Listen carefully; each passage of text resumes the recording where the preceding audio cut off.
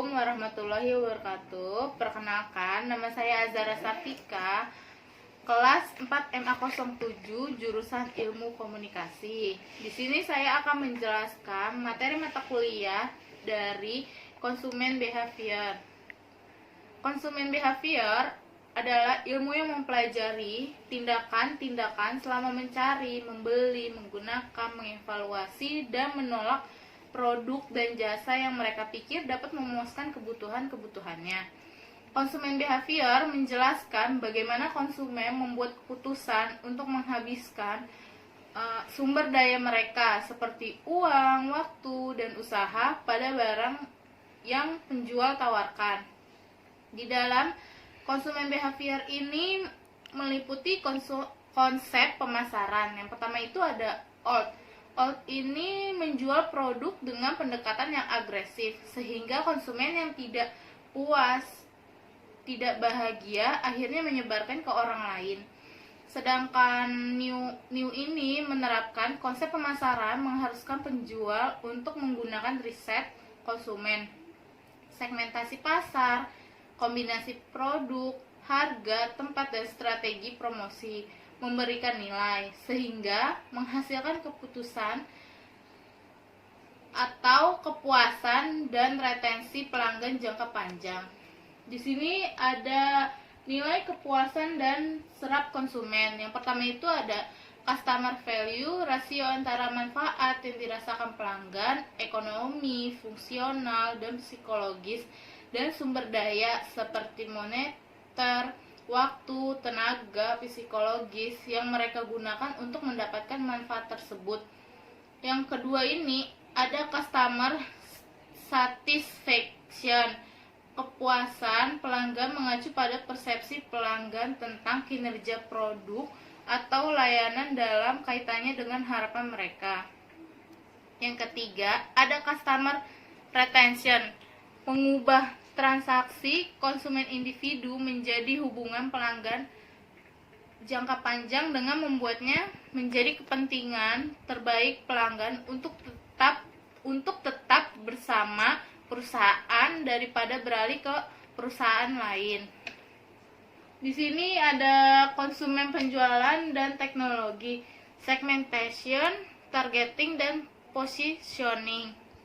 Segmentation proses membagi pasar menjadi grup-grup konsumen yang memiliki kebutuhan yang sama. Sedangkan targeting, pemasar memilih segmen tertentu untuk dikejar sebagai calon pelanggan. Yang ketiga itu ada positioning, itu ada proses pemasar menciptakan citra dan identitas di benak konsumen dengan mengkomunikasikan bahwa produk, layanan, dan merek mereka memenuhi kebutuhan konsumen lebih baik daripada yang lain. Di sini ada dari bagian-bagian segmentasi. Segmentasi demografis, membagi konsumen menurut usia, jenis kelamin, etnis, pendapatan, dan kekayaan, pekerjaan, status perkawinan, jenis dan ukuran rumah tangga, dan lokasi geografis. Sedangkan geodemografi di mana seseorang hidup menentukan beberapa aspek perilaku konsumsi. Misalnya, iklim menentukan jenis pakaian yang dimiliki kebanyakan orang, dan mode serta gaya di kota-kota besar seringkali sangat berbeda dengan yang ada di daerah non perkotaan. Di sini ada bagian-bagian dari targeting, positioning. Yang pertama itu ada dari targeting, yaitu penargetan perilaku terdiri dari pengiriman penawaran yang tepat secara personal kepada konsumen. Metode ini dapat dilakukan dengan cara yang pertama itu melacak navigasi online, yang kedua lokasi geografis, dan perilaku pembelian. Sedangkan positioning adalah proses di mana perusahaan menciptakan citra dan identitas yang berbeda untuk produk, layanan, atau mereknya yang di benak konsumen. Di sini ada consumer motivation dan personality. Yang pertama itu ada motivasi, merupakan kekuatan pendorong yang mendorong orang untuk bertindak. Yang kedua, mewakili alasan seseorang bertindak dan berperilaku dengan cara tertentu. Yang ketiga, ada kebutuhan. Paling mendasar manusia adalah kebutuhan biologis.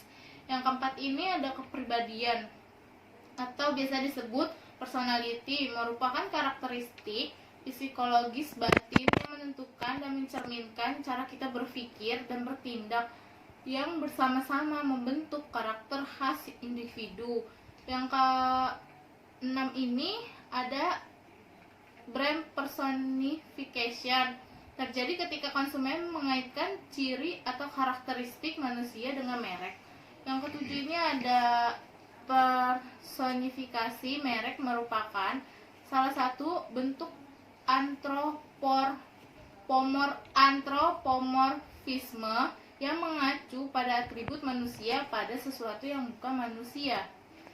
Di sini ada consumer reception, yaitu persepsi adalah proses di mana individu memilih, mengatur, dan menafsirkan rangsangan menjadi gambaran dunia yang bermakna dan kohen. Itu tidak dapat digambarkan sebagai bagaimana kita melihat dunia di sekitar kita. Konsumen bertindak dan reaksi atas dasar persepsi mereka, bukan atas dasar realitas objektif. Yang pertama itu ada, bagi setiap individu, realitas adalah fenomena yang sepenuhnya pribadi berdasarkan kebutuhan, keinginan, nilai, dan pengalaman pribadi orang tersebut. Terus yang kedua itu ada dari bagi pemasar, persepsi konsumen jauh lebih penting daripada pengetahuan mereka tentang realitas objektif. Di sini ada consumer learning, yaitu consumer learning adalah proses yang berkembang dan berubah seiring dengan bertambahnya pengetahuan konsumen yang diperoleh dari pengalaman, pengamatan, dan interaksi dengan orang lain. Pengetahuan yang baru diperoleh akan mempengaruhi perilaku di masa depan.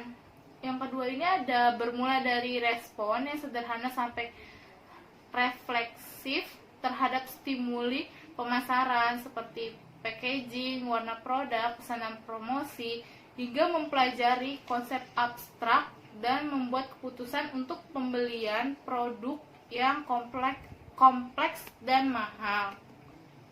Yang pertama ini di sini ada sikap dan pembentukannya.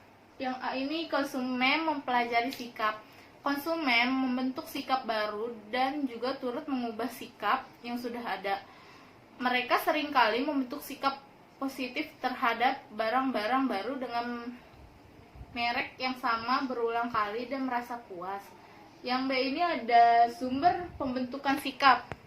Pertama itu pengalaman pribadi, keluarga dan teman, media, internet, dan media sosial sangat berpengaruh sikap.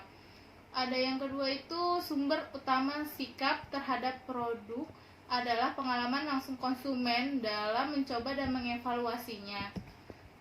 Di sini yang kedua itu ada dari 3 komponen modal sikap. Yang pertama itu komponen kognitif, itu terdiri dari kognisi seseorang, yaitu pengetahuan dan persepsi tentang ciri-ciri objek sikap yang diperoleh orang tersebut dari pengalaman langsung dengan objek sikap dan informasi dari berbagai sumber. Yang B itu komponen afektif. Komponen afektif memiliki emosi dan perasaan konsumen mengenai objek sikap yang dianggap evaluasi, sehingga mereka menangkap penilaian keseluruhan terhadap objek sikap, yaitu sejauh mana individu menilai objek sikap sebagai menguntungkan atau tidak menguntungkan, baik atau buruknya. Bagaimana cara mengukur efektivitas dari pesan iklan? Yang pertama itu pemasar mengukur efek persuasi komunikasinya, apakah pesan diterima, dipahami, dan ditafsirkan dengan benar, dan efek penjualan mereka, apakah pesan dari kampanye tertentu telah menghasilkan tingkat penjualan yang ditentukan dalam tujuan kampanye. Yang kedua ini ada pengiklanan juga mengukur exposure, dan efek persuasi dari pesan mereka dengan membeli data dari perusahaan yang memantau khalayak media dan melakukan penelitian khalayak untuk mengetahui media mana yang dibaca, program televisi mana yang dilihat, dan iklan mana yang diingat oleh khalayak sasaran mereka. Yang ketiga itu ada tindakan fisiologis, melacak respon tubuh terhadap rangsangan. Ukuran sikap mengukur respon kognitif konsumen terhadap pesan, termasuk tingkat keterlibatan dan keterlibatan mereka dengan yang pesan yang diuji. Itulah presentasi dari saya tentang mata kuliah konsumen behavior. Sekian dan terima kasih. Wassalamualaikum warahmatullahi wabarakatuh.